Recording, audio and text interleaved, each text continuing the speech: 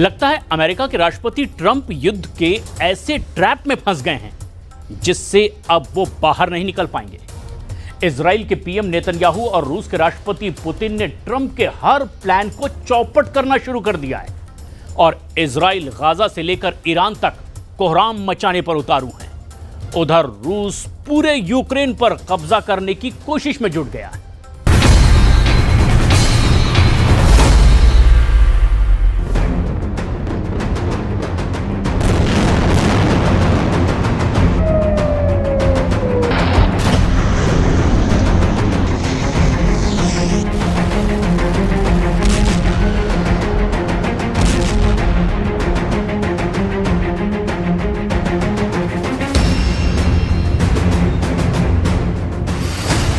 Trump के जाने दुश्मन बने पुतिन और नेतन्याहू।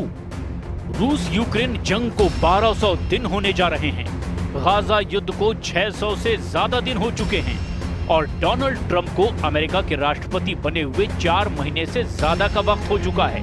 लेकिन हैरानी की बात यह है कि ऐसा पहली बार हो रहा है कि ट्रंप को अपने दोस्त और करीबी बताने वाले पुतिन और नेतन्याहू ट्रंप के लिए ही जानी दुश्मन साबित होने जा रहे हैं।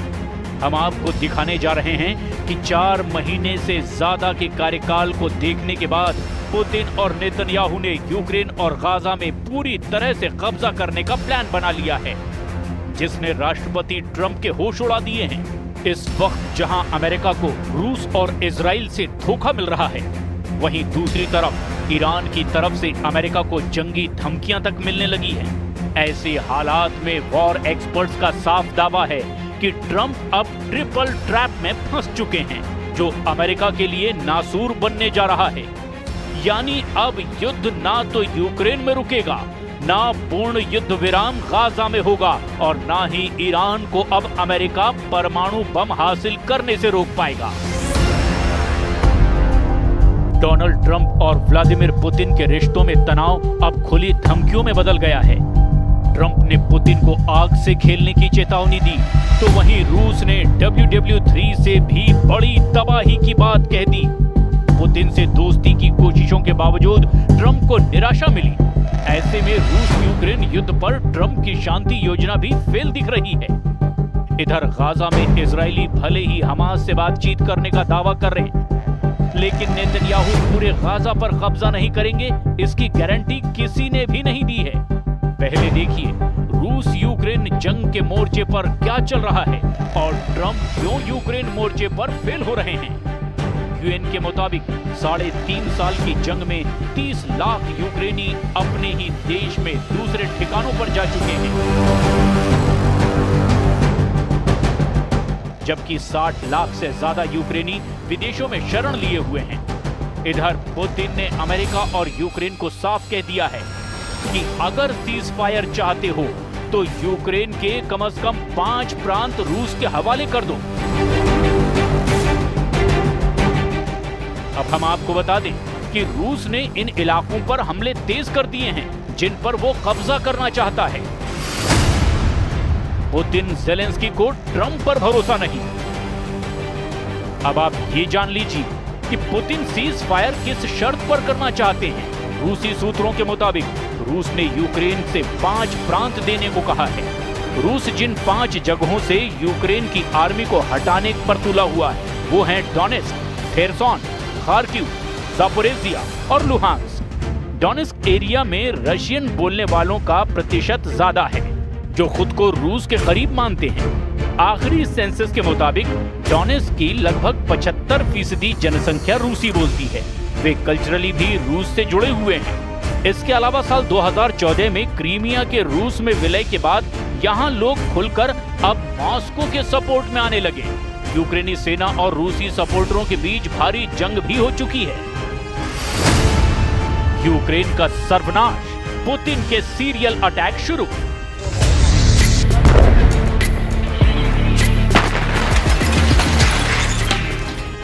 रूसी मिसाइलों के हमले, रूसी फाइटर जेट के हमले, रूसी ड्रोन के हमले, रूसी टैंक, तोप और रॉकेट से हमले यूक्रेनी सेना पर बेहद भारी पड़े हैं। जब से अमेरिका ने यूक्रेन से दूरी बनाई है, उसके बाद से यूक्रेन का एयर डिफेंस सिस्टम बेहद कमजोर साबित हुआ है। रूसी सेना आसानी से अब यूक्रेनी सेना को मार रही है। एक एक मोर्चे पर 300-400 से ज्यादा सैनिक मारे जा चुके हैं और अब हालात ये हैं कि महज 95 दिन में ही 524 मोर्चों पर 22,000 यूक्रेनी सैनिक मारे जा चुके हैं। पिछले 4 दिनों से जो तस्वीरें आ रही है वो भी बेहद भयानक है। रूसी हमलों से यूक्रेन का खार्किव इलाका आग का गोला बन चुका है। अब आप ये जान लीजिए कि पूर्वी यूक्रेन के डोनेस्क में वो कौन से 7 इलाके हैं जहां यूक्रेनी सेना की पूरी तरह से हार हुई है।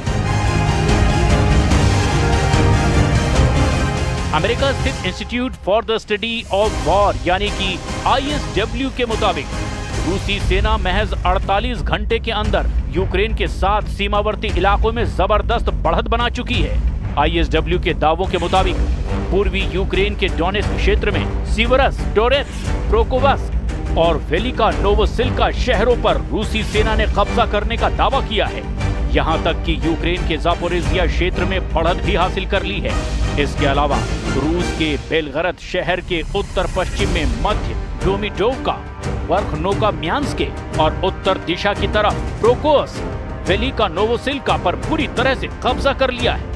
रूस लंबे समय से यूक्रेन के लुहांस्क, डोनेस्क, खेरसोन और जापोरिजिया इलाकों पर सितंबर 2022 से कब्जा किए बैठा है।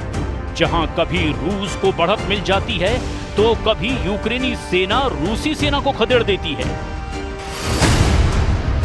गाजा से ईरान तक ट्रंप का कार्ड फेल।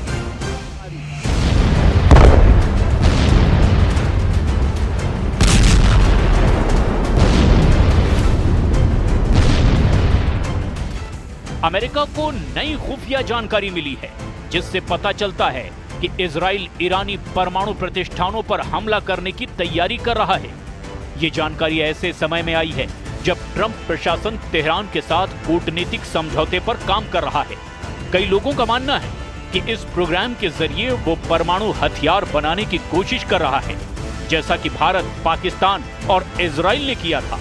इन देशों ने नागरिक परमाणु प्रोग्राम के नाम पर ही परमाणु हथियार विकसित कर लिए थे। ईरान के बारे में माना जाता है कि वो परमाणु हथियारों के लिए दोहरे रास्ते अपना रहा है। असैन्य परमाणु प्लांट से प्लूटोनियम निकालना और ईरान से ही निकाले गए यूरेनियम का संवर्धन करना।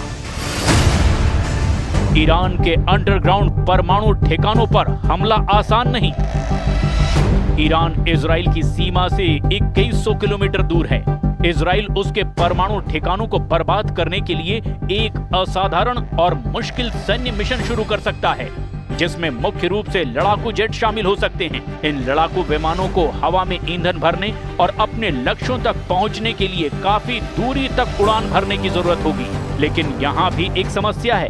इजराइल की वायुसेना के पास ईरान के ऐसे परमाणु ठिकानों को नष्ट करने के लिए ना तो प्लेटफॉर्म है और ना ही विशेष हथियार।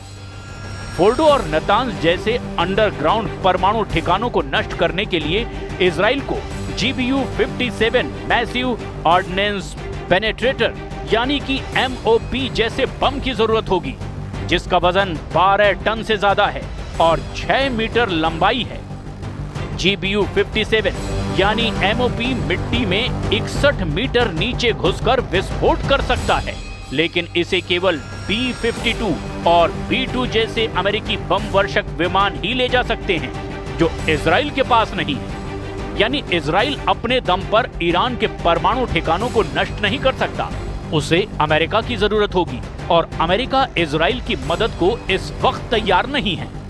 ऐसे हालात में इजराइल ईरान के अंडरग्राउंड परमाणु ठिकानों को निशाना बनाने के लिए स्वदेशी MOP बना सकता है। इजरायली MOP को या तो C-130 हरक्यूलिस विमान या फिर बैलिस्टिक मिसाइल से लॉन्च किया जा सकता है। इसमें से किसी भी प्लेटफॉर्म का इस्तेमाल करना रिस्की और तकनीकी चुनौतियों से भरा होगा।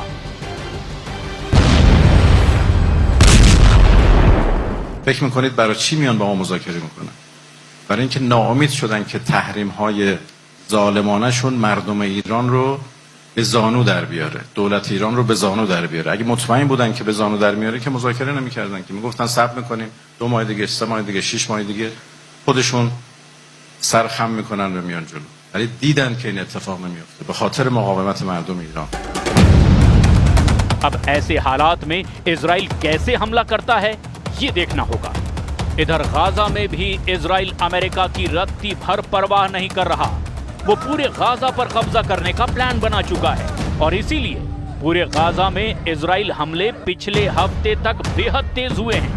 यानी अमेरिका की विदेश नीति, कूटनीति और रणनीति को पुतिन और नेतन्याहू ने मिलकर के बर्बाद कर दिया है। अब ऐसे हालात में ट्रंप अपने करीबियों से कैसे निपटेंगे ये देखना भी दिलचस्प होगा।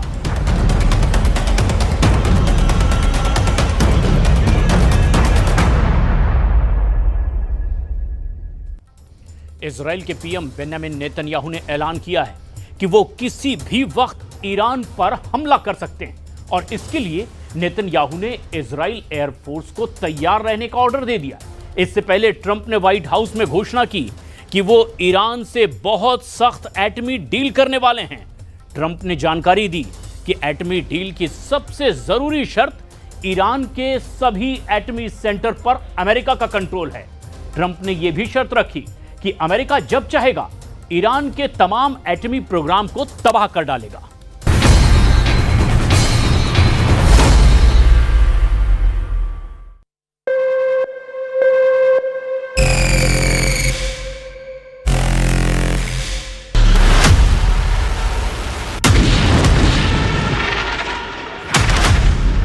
खाड़ी युद्ध को ट्रंप की नई डिमांड वर्ल्ड वॉर बनाने जा रही है।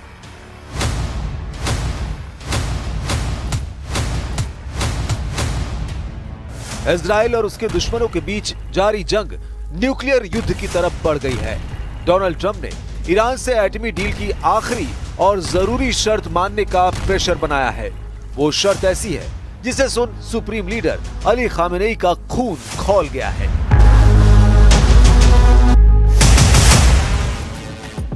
ट्रंप ने ईरान को एटमी डील की सबसे जरूरी शर्त नंबर 1 बताकर दहला दिया है। अमेरिका ने ईरान को कहा है कि उसके एटमी अड्डे का फुल एक्सेस ट्रंप को चाहिए। ट्रंप ने कहा डील में ईरान के सभी परमाणु ठिकानों को तबाह करने की छूट सुपर पावर के पास होगी। ट्रंप ने ऑर्डर देते हुए ईरान के एटमी अड्डे की निगरानी से लेकर वहां होने वाली हर गतिविधि पर नजर रखने का दावा ठोक दिया है।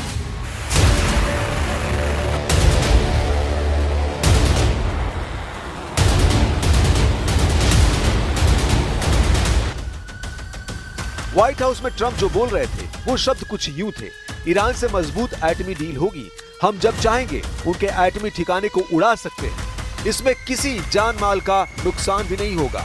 ट्रंप ने जिस हल्के लहजे में ईरान को एटमी डील का दाना डाला उसने इजराइल को गदगद कर दिया। नेतन्याहू यही चाह रहे थे। नेतन्याहू ने इसी वजह से ईरान पर हमले का प्लान तक कैंसिल कर दिया।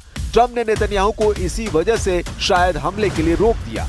आखिर में नेतन्याहू जो चाह रहे थे ट्रंप ने वही शर्त ईरान पर थोप दी है। सवाल यह है कि क्या ईरान अब ट्रंप से कोई डील करेगा भी या नहीं। जवाब जग जाहिर है, डील होगी तो ईरान की शर्तों पर। ट्रंप के धमकाने से ईरान घुटने टेकने वाला नहीं, मगर ट्रंप जो कह रहे हैं उसे नजरअंदाज करना ईरान के लिए आसान नहीं होगा।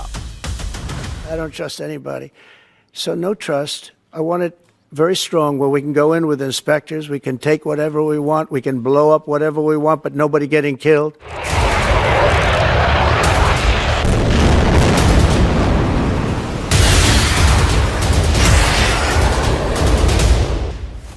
ट्रंप ने अचानक पासा पलट दिया है। ईरान इस बात के लिए राजी हो गया था कि अमेरिका उसके परमाणु अड्डों को देख सकता है। ईरान की एटमी लैब में क्या चल रहा है इसे भी अमेरिका जान सकता है। लेकिन अब इससे भी आगे बढ़कर ट्रंप ने ईरान के एटमी पावर का रिमोट कंट्रोल अपने हाथ में लेने की मांग कर दी है, जिस पर ईरान की लीडरशिप भड़क गई है। अली खामेनेई के सलाहकार ने ट्रंप को करारा जवाब दिया है। अली शमखानी ने ट्रंप के ख्याल को ऐसा ख्वाब बताया है जो कभी हकीकत नहीं हो सकता। अली खामेनेई के सलाहकार ने कहा, ईरान के परमाणु अड्डों तक पहुंचना और उन्हें बर्बाद करना ऐसी कल्पना है जिसे कई अमेरिकी राष्ट्रपतियों ने दुनिया से साझा किया है। लेकिन ईरान आजाद है, मजबूत है। ईरान की तय की गई एक रेड लाइन है, बातचीत सम्मान के साथ होगी। ट्रंप की एटमी डील की शर्तों के खुलासे के साथ ये भी जानकारी सामने आई है कि उन्होंने सऊदी अरब से ईरान पर प्रेशर बना रखा है। सऊदी अरब के रक्षा मंत्री प्रिंस खालिद बिन सलमान ने पिछले महीने तेहरान का दौरा किया था, जहां उन्होंने Masoud Pezeshkian, chief of staff Mohammad Bagheri और विदेश मंत्री अब्बास अराक्ची को ट्रंप के प्लान के बारे में बताया था। खालिद बिन सलमान ने ईरान की लीडरशिप को चेतावनी दी थी कि या तो एटमी डील करें या फिर हमले के लिए तैयार रहें। सऊदी प्रिंस के दिए मैसेज के बाद ईरान ने एटमी डील की तरफ तेजी से एक्शन लिया। با توجه به برداشت بهتری که الان نسبت به مواضع جمهوری اسلامی وجود داره بتونیم به راهکارهایی برسیم که قابل پیشرفت باشه در مذاکرات. ما هنوز در اون مرحله نیستیم ولی ناامید هم نیستیم و من به نظرم امروز به خصوص با توجه به بحث‌هایی که صورت گرفت و راهکارهایی که توسط عمان پیشنهاد شد برای رفع موانع احتمال پیشرفت وجود داره. हालांकि अब ट्रंप की नई शर्त ने सारे समीकरण बदल डाले हैं। ईरान के लिए एटमी डील गले की फांस बनती जा रही है, जिसके चलते ईरान ने इजराइल को झटका देना शुरू कर दिया है। ईरान ने मोसाद एजेंट को सूली पर टांग कर अपने इरादे जाहिर कर दिए हैं। ईरान ने पेड्राम मदनी नाम से मोसाद एजेंट को फांसी पर टांग दिया है। ईरान की कोर्ट ने पेड्राम को मोसाद के लिए जासूसी करने और भारी पैमाने पर भ्रष्टाचार के जुर्म में फांसी दी है। मदनी को 2020 में तेहरान से गिरफ्तार किया गया था। उस पर आरोप था कि वो इजरायली खुफिया एजेंसी मोसाद के लिए काम कर रहा था। मदनी अवैध तरीकों से संपत्ति अर्जित कर रहा था। उसने यूरोप में बिटकॉइन और यूरो के जरिए पैसे का लेन देन किया। जांच में सामने आया कि पेड्राम मदनी अक्सर विदेश जाता था, खासकर जर्मनी। वहीं उसने मोसाद के ट्रेनिंग प्रोग्राम्स में हिस्सा लिया।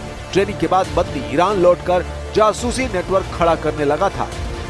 मदनी जैसे कई हाई प्रोफाइल लोगों को मोसाद एजेंट बताकर ईरान चुन चुनकर ठिकाने लगाने का दावा कर रहा है। मोसाद एजेंट के सिलसिलेवार सफाई से भड़का इजराइल ईरान में ऑपरेशन थंडरबोल्ट शुरू करने की तैयारी में है। नेतन्याहू को ऑपरेशन थंडरबोल्ट में अमेरिका का फुल सपोर्ट भी मिलने की गारंटी है।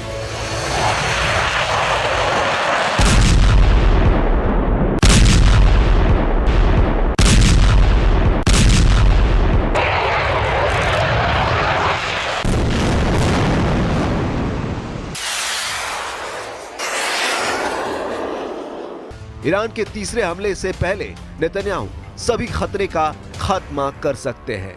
ईरान के नक्शे पर दिखाई दे रहे जिन लोकेशन को इजराइल ने सेट कर लिया है उसे देखते चलिए। ईरान की राजधानी तेहरान से करीब 150 किलोमीटर दूर कौम, तेहरान से करीब 300 किलोमीटर दूर अरक, तेहरान से 316 किलोमीटर दूर नतांज सिटी, तेहरान से करीब 400 किलोमीटर दूर इस्फहान शहर, तेहरान से 500 किलोमीटर दूर अर्दकन शहर, तेहरान से 1000 किलोमीटर दूर बू शहर। इन जगहों को इजराइल ने लॉक कर दिया है। इजराइल अगर अपने प्लान के हिसाब से ईरान पर धावा बोलता है तो पूरा ईरान न्यूक्लियर कचरे का ढेर बन जाएगा, जिससे ऐसी तबाही मचेगी जो कई मुल्कों को बर्बाद कर सकती है। पीएम नेतन्याहू ने इसकी जानकारी दी है कि प्रेसिडेंट ट्रंप और उनकी लगातार बातचीत चल रही है। असल दुश्मन को सबक सिखाने का वक्त आ गया है। ברגע שהוא נבחר, הנשיא טראמפ התגייס למשימה של שחרור החטופים. הוא שוחח אותי בערב ביום רביעי, הוא בירך על ההסכם, והוא הדגיש, בצדק, שהשלב הראשון של ההסכם הוא הפסקת אש זמנית. इजराइल के हर एक्शन का रिमोट भी ट्रंप के हाथ में ही होगा। नेतन्याहू इसलिए ही दुश्मन को घर में घुसकर मारने का ओपन ऐलान कर रहे हैं। אם נצטרך לחזור ללחימה, אנחנו נעשה זאת בדרכים חדשות, ונעשה זאת בעוצמה רבה מאוד. אנחנו שומרים על הזכות לחזור למלחמה, אם צריך, בגיבויה של ארצות הברית. ईरान ने सभी प्रतिबंधों को हवा में उड़ाकर न्यूक्लियर हथियार के कारखाने को एक्टिव रखा है। ईरान के परमाणु हथियारों के गोदाम के तौर पर 5 अड्डों की निशानदेही हो चुकी है, जिसमें सबसे पहला नाम नतांज न्यूक्लियर साइट का है। नतांज में ईरान का सबसे बड़ा यूरेनियम संवर्धन प्रोग्राम चलता है। ईरान की राजधानी तेहरान से लगभग 300 किलोमीटर दक्षिण में नतांज हस्फहान सूबे में है, जहां 2 प्लांट लगे हैं। पहला underground fuel enrichment plant FEP और दूसरा upper pilot fuel enrichment plant PFEP। Natanz nuclear site का पता साल 2002 ही में चल गया था। इजराइल ने नतांज साइट को कई बार निशाना बनाने की कोशिश भी की है। खमेनेई के एटमी अड्डे में पहाड़ पर बना एक ठिकाना भी है। ईरान के कोम शहर से 20 मील दूर फोर्डो परमाणु प्लांट है। साल 2015 में समझौते के बाद ईरान को फोर्डो में यूरेनियम संवर्धन बंद करना पड़ा था। हालांकि अब यहां 1000 से अधिक सेंट्रीफ्यूज काम कर रहे हैं।